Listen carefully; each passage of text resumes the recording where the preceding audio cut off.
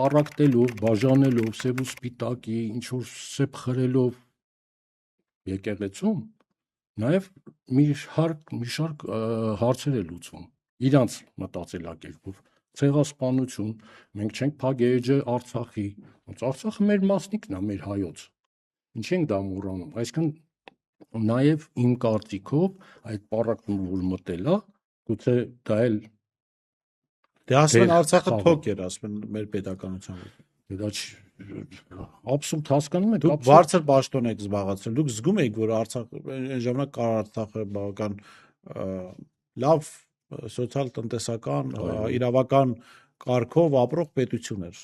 նախագահներ էին ընտրվում, եթե Ադրբեջանում Իլհամ Ալիևների ընտանիքը արդեն քանի տարի է կառավարում, 94 թվականից, հա,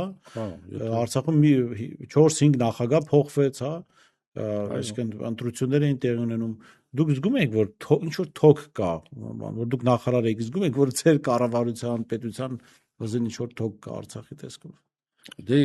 գիտեք, նախ մեր անբաժան մասնիկ էր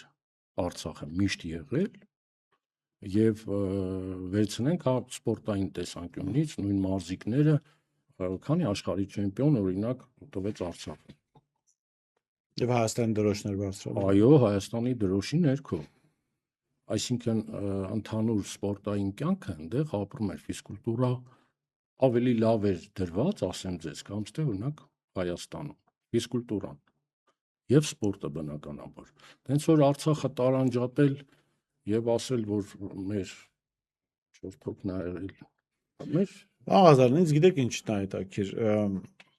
Այս իշխանությունները, նու հասկանալի է, իրենց բոլոր բացթողումները,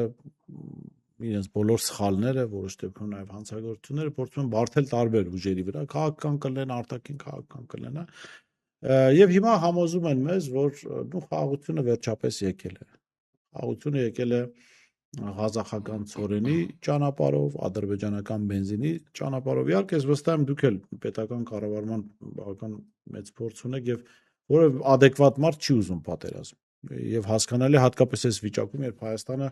այդքան էլ լավ վիճակում չի, հա։ Բայց արդյոք խաղաղությունը հենց սա է, որտեղ մենք գերիներ ունենք Ադրբեջանում, իսկ ադրբեջանական բենզինը գալիս է հայկական շուկա։ Հենց սա է իրենց պատկերացրած խաղաղությունը։ Դա իրենց պատկերացման խաղաղությունն է, պատկերացված խաղաղությունն է։ Մեր պատկերացումով, հա, կարծում եմ մենք միան ձև ենք մտածում, մեզ պետք չի նման խաղաղություն։ Մենք պետք է ճղճիմի բերում միշտ լինենք,